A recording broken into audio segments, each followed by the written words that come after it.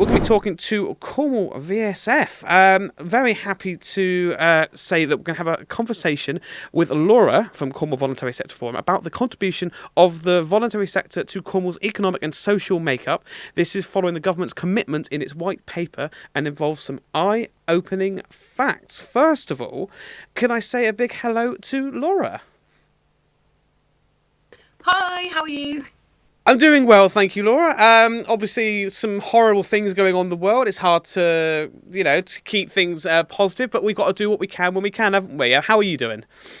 Yeah, same. I mean, it's kind of, pretty horrific thinking about what's going on in Ukraine at the moment. It is. So let me help and let's try and start this off a little lighter than normal. I suppose you saw the question for the nation there about shopping and how you carry it. Go on, give us your input. I just voted. Yeah, I just voted, but I use a basket, but also I've got a friend who uses because I never buy I never buy plastic bags. I always take canvas bags with me. Yes. But I've got a friend who puts his shopping in that, and I don't know why, but it feels like you're doing something wrong, and I can't bring myself to do it. So I'm a basket girl. I know exactly what you mean. I've done that kind of thing before, and it's the whole you bring your own box, and are you looking like you're just constantly looking over your shoulder like. I know I'm not doing anything wrong, but am I being watched by security? Yeah, exactly. You sort of feel like you're robbing and you're not, and I make a real sort of performance of going, I am paying for this. So, yeah. Do you do that thing where you're carrying things out in your pockets? You make the receipt very obvious in your hand. Yeah. Yeah, it's funny. Probably very British sort of thing that we do. Well, thank you for joining us, Laura. Could you, for everyone, introduce yourself? Obviously, we've had you on the show before, but just in case there are a few new people watching. Yeah, so I'm Laura. I'm one of the communications officers from Cornwall Voluntary Sector Forum, and we are a charity which supports other charities to be the best we can be and to improve health, equity and lives for people in Cornwall and the Isles of Scilly. Fantastic. Now, I don't suppose you can give us a few examples of anything you've done in the past, anything maybe recently, who you've been working with? I don't know what you're allowed to share, of course. Oh, yeah. I mean, we work with so many organisations. Like yesterday, we had a great meeting with some people from Chaos and somebody from the National Lottery Fund. I wasn't there, so I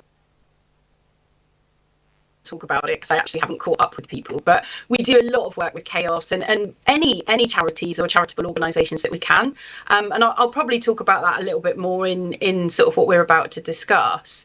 But the first time I came on Chaos was probably nearly a year ago to talk about our alternative G7 conference that we held in June last year. Of course. And the sort of purpose behind that was getting everybody in the voluntary sector to kind of know each other and hearing like everybody's ideas about ways that we can work more collaboratively. And I would say that a lot of our work focuses on that, collaboration really. Exactly. I think we talked about that a lot here. It's so much better when all these individual organisations, companies, charities, whatever they are, actually work together. When it's in regards to helping people, it feels like there's a bit too much of this, of too much against each other. If you're trying to help people work together, it makes it so much better, doesn't it? Yeah, I just think, it's sort of like the amount, it's certainly like a longer way round of doing things, which I think is possibly what sometimes puts people off. But it's so much richer when you get a variety of voices, isn't it? So, yeah. Exactly. Now, could I ask you, what exactly is the Levelling Up white paper? How is it relevant for Cornwall? So the Levelling Up white paper is a government response to a report that was created by an MP from Devizes called Danny Kruger. So when the pandemic first hit, as we all know, because we were kind of part of it, there was an incredible surge of community support, and organisations like Chaos took to the streets to make sure that nobody went hungry or cold or lonely. And there were countless other organisations, in each individual location, really doing great things to do that. So I live in Falmouth, and Falmouth Food Co-op is still delivering vulnerable people. Treverbin in the Clay area, Growing Links in Penzance, Newquay Orchard. But the list goes on. I don't want to miss anyone out, but there's so many great organisations who kind of to this crisis. And the gleaners as well, like the gleaning networks, all sort of started, I think, as a pandemic response. And I saw an article in The Guardian about gleaners at the weekend, and Cornwall really sort of setting an example for that. So the government could see that people were eager to help and see the power of the sector. And Danny Kruger, this MP, created a proposal to the government to essentially involve the voluntary sector more in building a fairer society. So we Cornwall Voluntary Sector Forum consulted with some organisations in the sector to sort of contribute to what Danny Kruger proposed to the government. And very recently, the start of February, the government responded to that Danny Kruger submitted. So in a nutshell, it kind of suggests 12 missions ranging from spreading out national research and development budget to improve targets for life expectancy.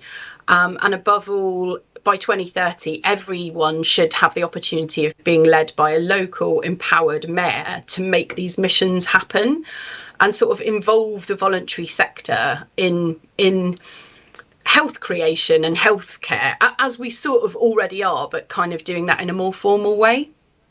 I see what you mean. Yeah, like you said, exactly like we already are. We see so many organisations doing what they can to help the communities, and if they had even just that little bit of power, can you imagine the amount of help that would be able to go out there would be amazing. It's even unthinkable at the moment. Now, aside from the government commitments, is there anything that charities in Cornwall can do extra to what they're already doing?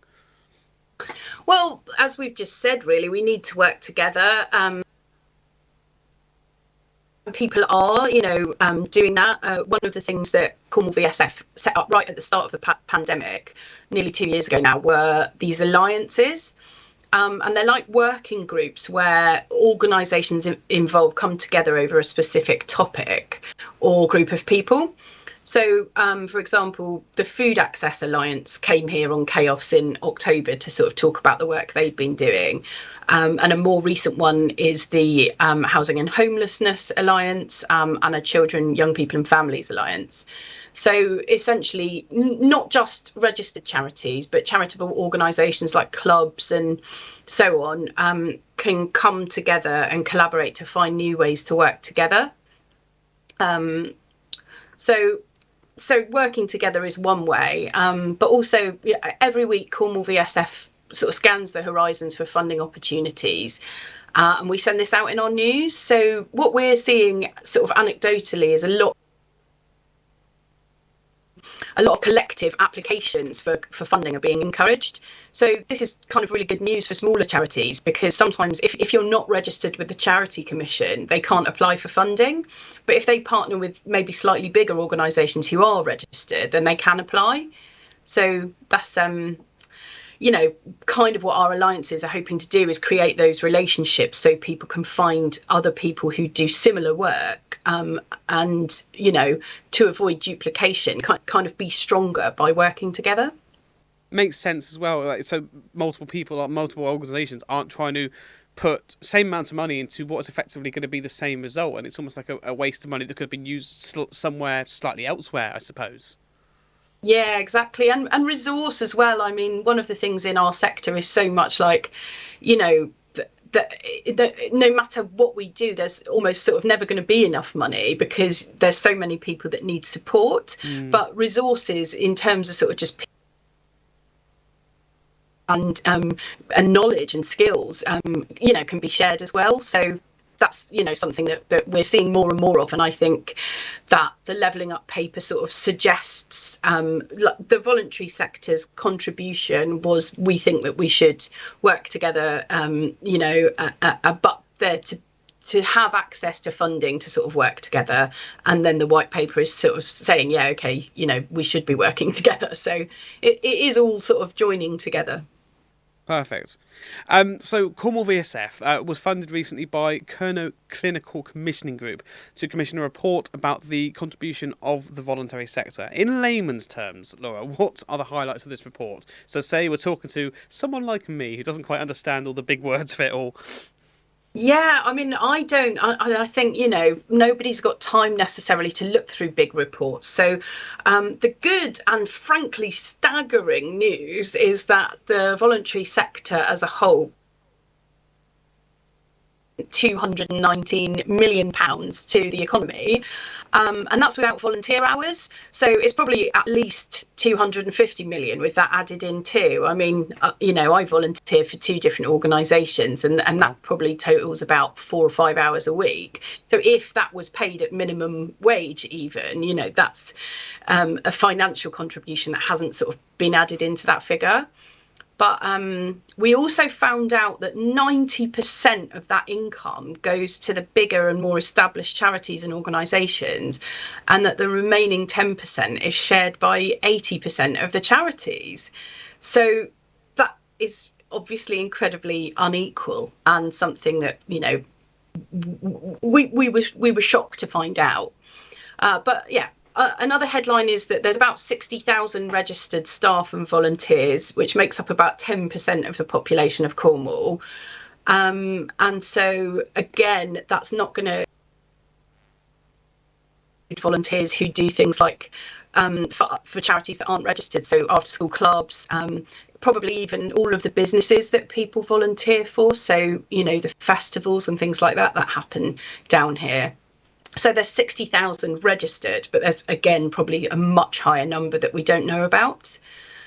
But so whilst these are numbers, the more important thing really is the energy of the sector and the social value and the difference that we make. So no good economy can be built on a weak society, and no great society can be built with a weak economy. So, we kind of need local leadership and partnership to really cement that kind of stuff.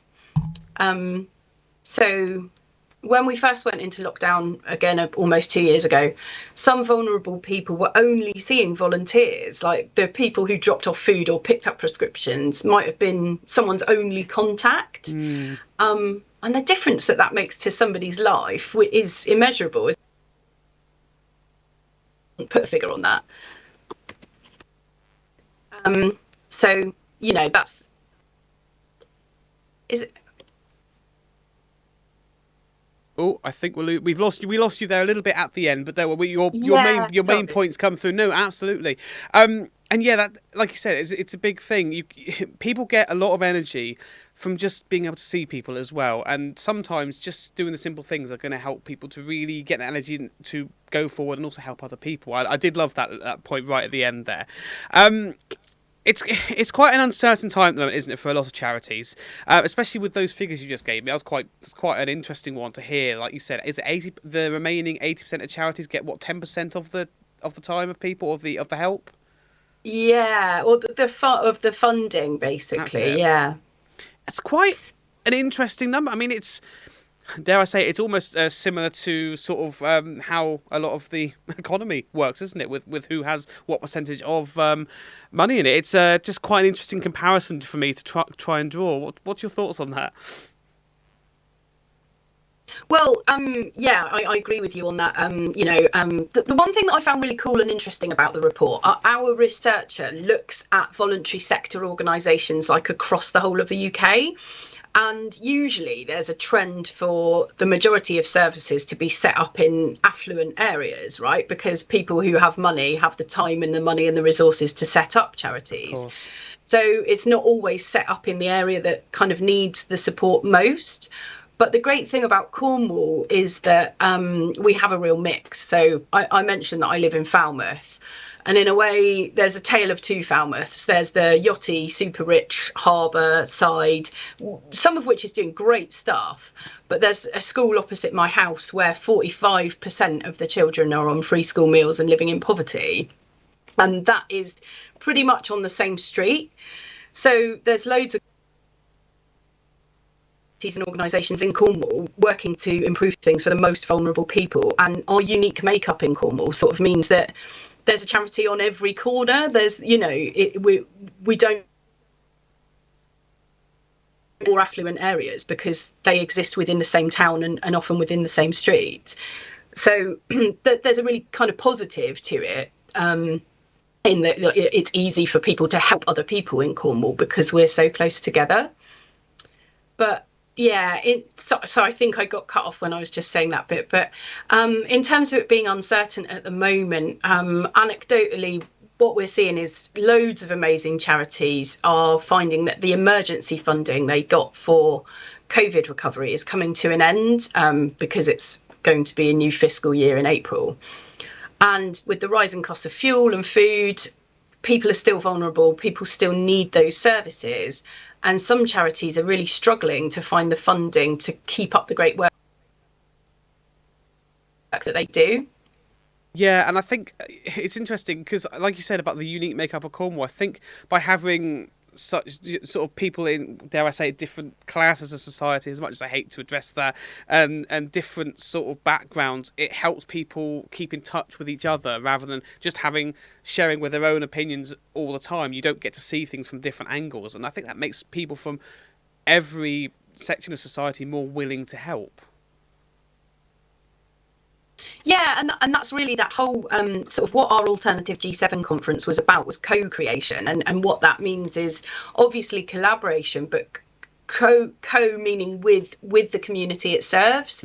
And so we want to we see brilliant examples of that happening, like Treverbin Community Hall, that they set up a sort of mobile food started on a trestle table. I remember that Kevin Marsh was speaking to you a few months ago.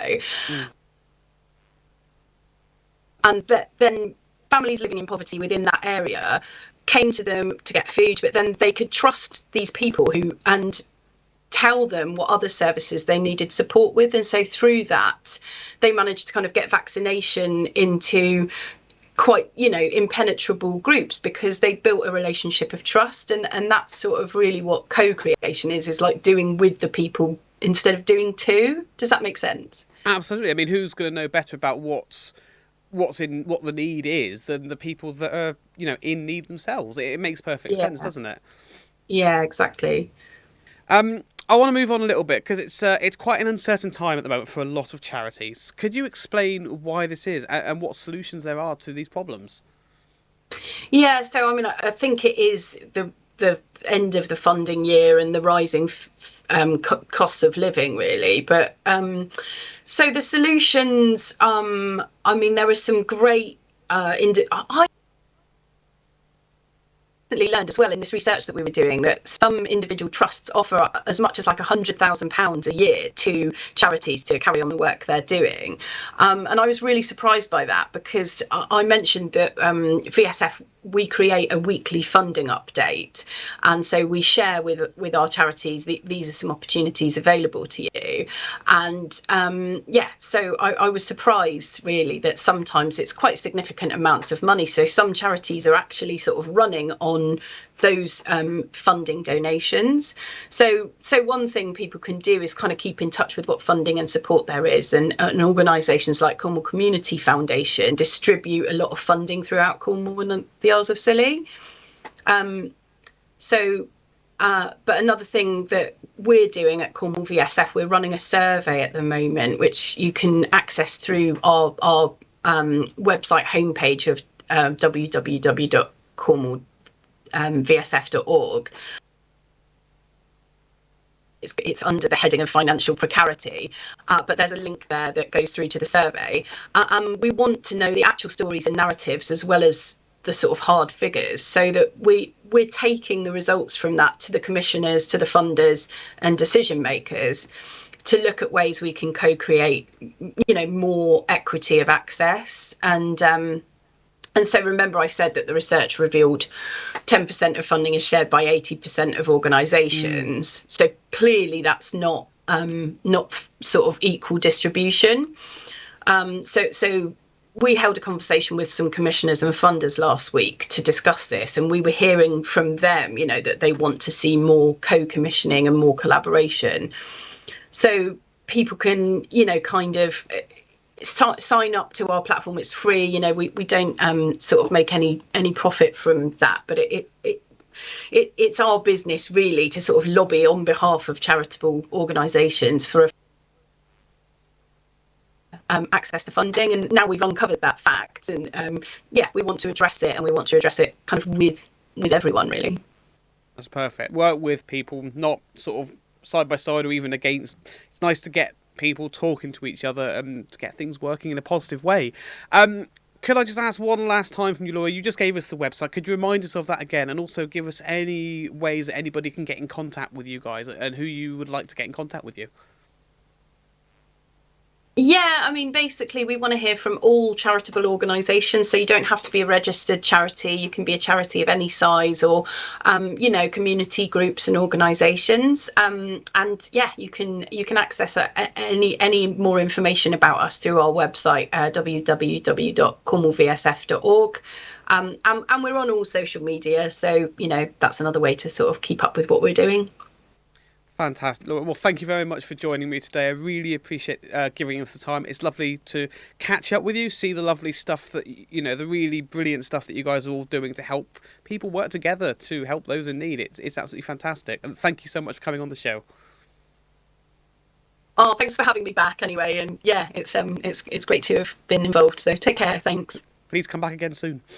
Cheers. Take care. Bye. Thank you very much there. That's Laura from Cornwall Voluntary Sector Forum. What a lovely lady, and what amazing stuff they are doing.